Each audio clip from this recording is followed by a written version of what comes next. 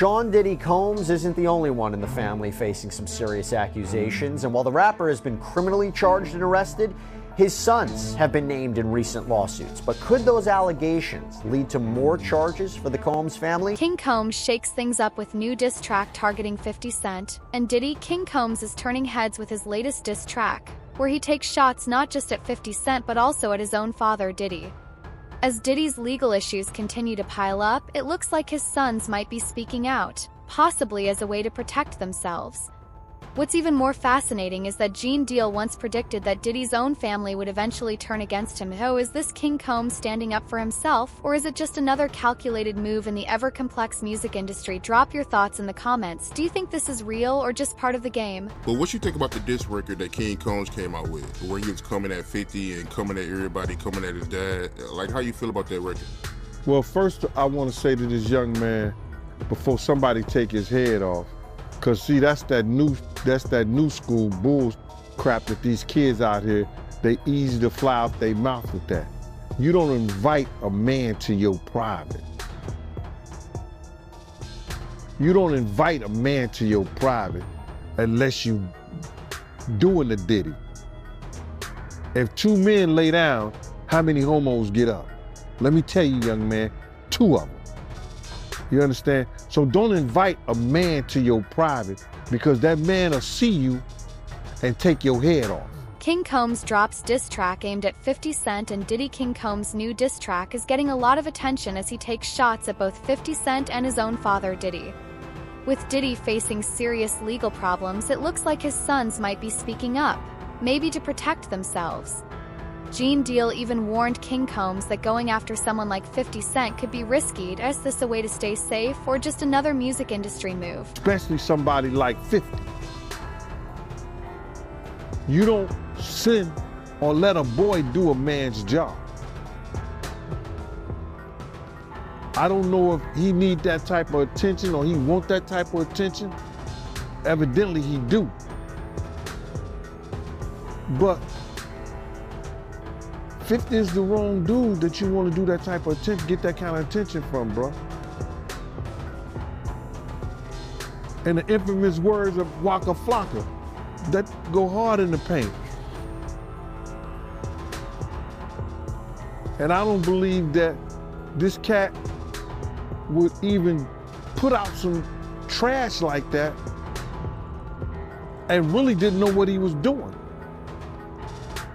He's teasing the federal government. And I told y'all, the Southern District of New York do not play.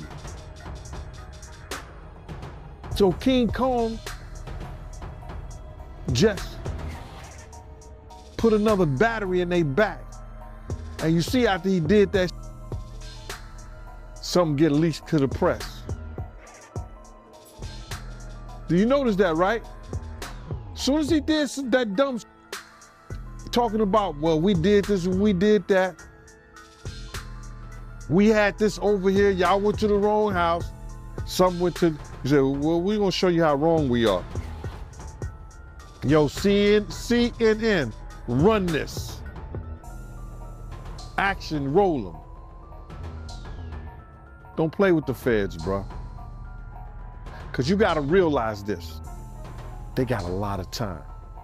All they got is time. Gene Deal warned King Combs that going after someone like 50 Cent was a risky move. He said that reckless actions could lead to serious consequences.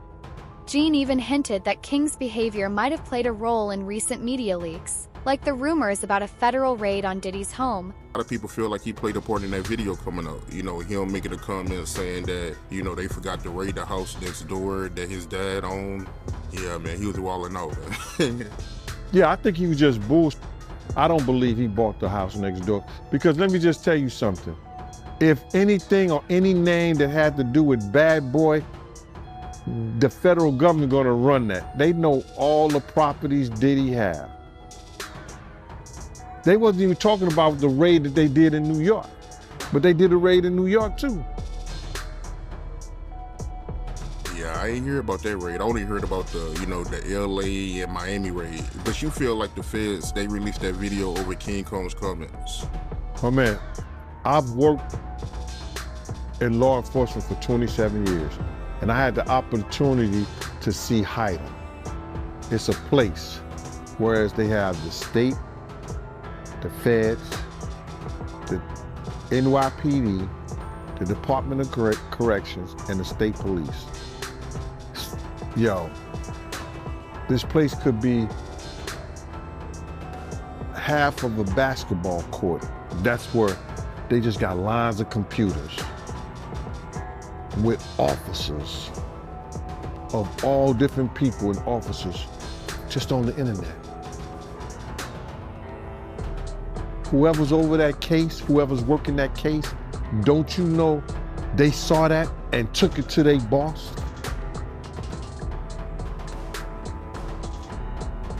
You might think it's petty, but it's not. You do not agitate a lion with a pork chop. And that's what that kid did, bro. A video shows Diddy aggressively confronting Cassie shortly after arriving at federal court in Manhattan. His oldest son, Christian King Combs, showed up with 7 men and went to the 5th floor arraignment room to get copies of Diddy's indictment.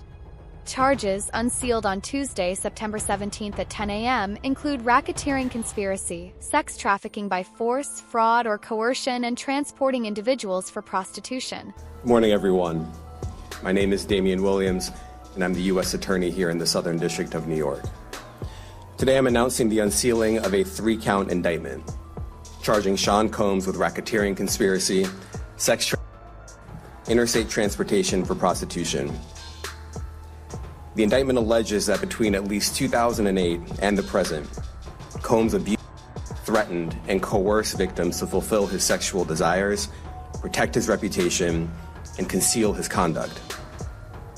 As alleged in the indictment, to carry out this conduct, Sean Combs led and participated in a racketeering conspiracy that used the business empire he controlled to carry out criminal activity, including sex trafficking, forced labor, kidnapping, arson, bribery, and the obstruction of justice. King Combs sat quietly in an orange chair, surrounded by others, as he carefully read the 14-page indictment against his father. The group silently reviewed the documents, which accused Diddy of organizing and filming freak-offs to control his victims.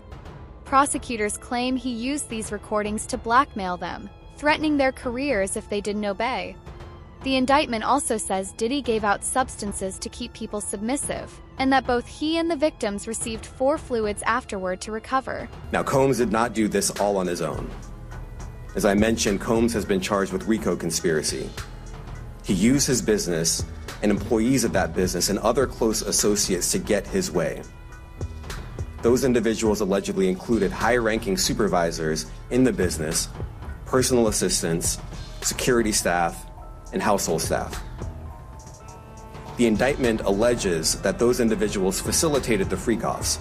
They booked the hotel rooms and stocked them with the supplies, including baby oil, personal lubricant, extra linens, and lighting. When the hotel rooms got damaged, they helped clean it up. They arranged for victims and commercial sex workers to travel for the freak-offs, and they delivered large quantities of cash to Combs to pay for the commercial sex workers. In March, federal agents raided Diddy's homes in Miami and Los Angeles, seizing drugs and more than 1,000 bottles of baby oil and lubricant, items allegedly tied to the freak-offs. Just weeks later, in April, another legal case surfaced. King Combs was named alongside his father in a sexual assault lawsuit filed by Grace O.M. Mark in Los Angeles Superior Court. The details of the case are deeply disturbing. Well, it's not really surprising that a lot of people have been speaking out since the arrest and indictment of Sean Diddy Combs on federal sex racketeering charges. But now, that includes the woman behind a lawsuit against his son, Christian Combs. So Sean Combs was indicted in federal court last week. He's going to be going up against the formidable prosecutors of the Southern District of New York. And until then, He's locked up at what's called the MDC, the Metropolitan Detention Center in Brooklyn, New York.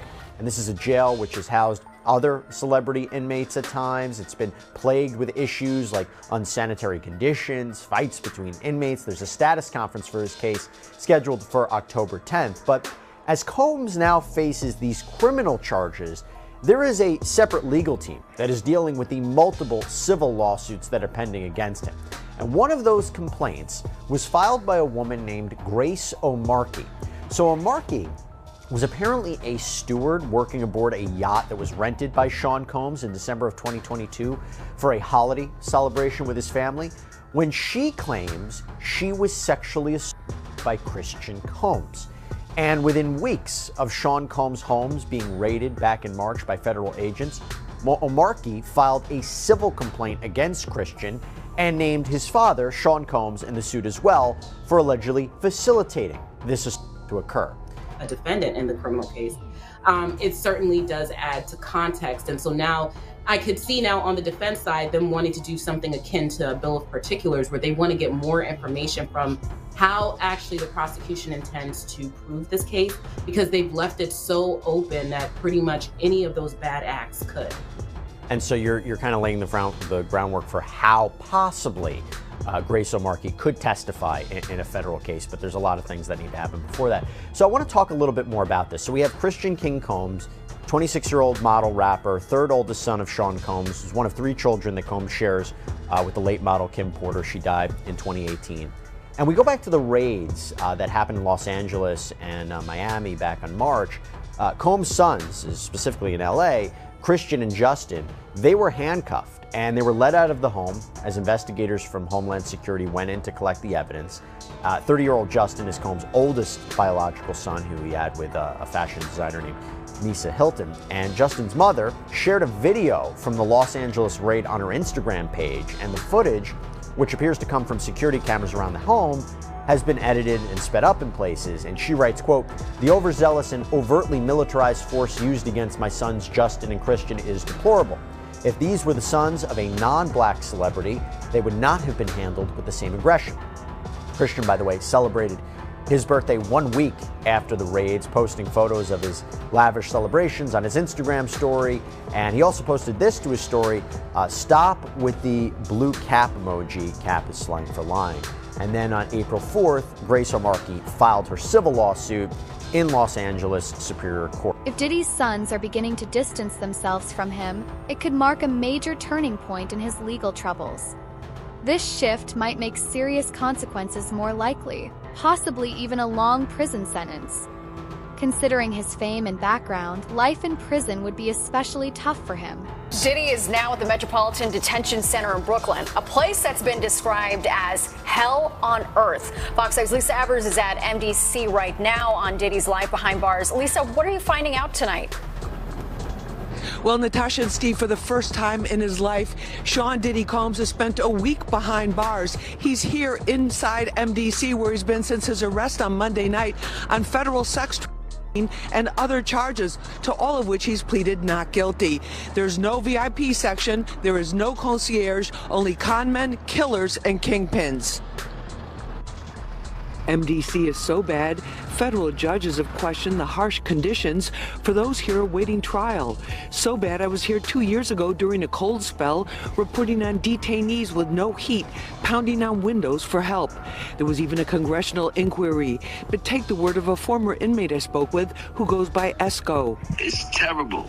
The food is terrible. Of course, the inmates are terrible. The guards are terrible. The conditions are terrible. It's just terrible.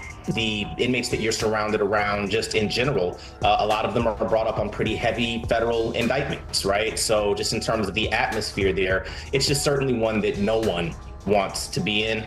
Combs was placed in a special housing unit and on watch, the standard protocol for high-profile celebrity detainees.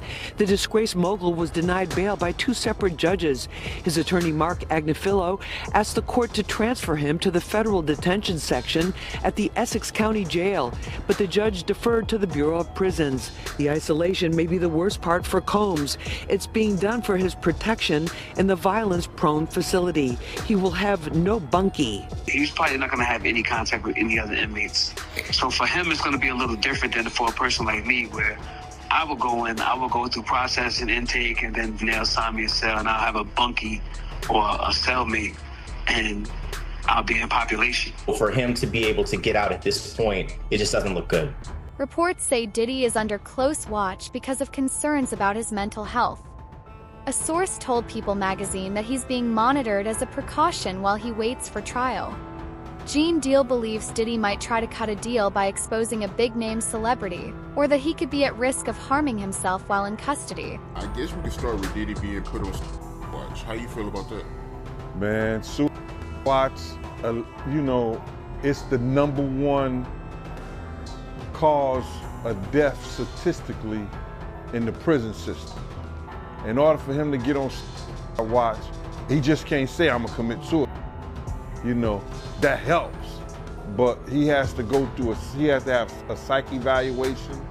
He has to, the correction officer, they had to monitor him and see what he has, you know, we've been doing. Has he been crying all night? You know, those are some of the criteria. You know, saying that you're gonna commit suicide, crying all night, doing some kind of self-mutilation, or trying to harm yourself, because everybody think because you were on suicide watch, you're in a good situation.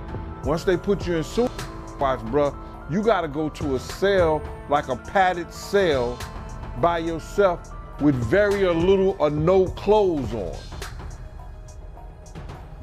You understand what I'm saying? So that suicide watch, when I heard it didn't. I wasn't surprised. You know, somebody who lived in mansions, travel all over the world, somebody who could go into any hotel, have any and everything at his beck and call. Now he's in a room that's a 10 by 10, if that, a cell. Bruh, if he was gonna commit and he was on the outside during those city college days, just imagine what he's gonna do or try to do while he's in prison, and he don't have his cell phone, he don't have no maids.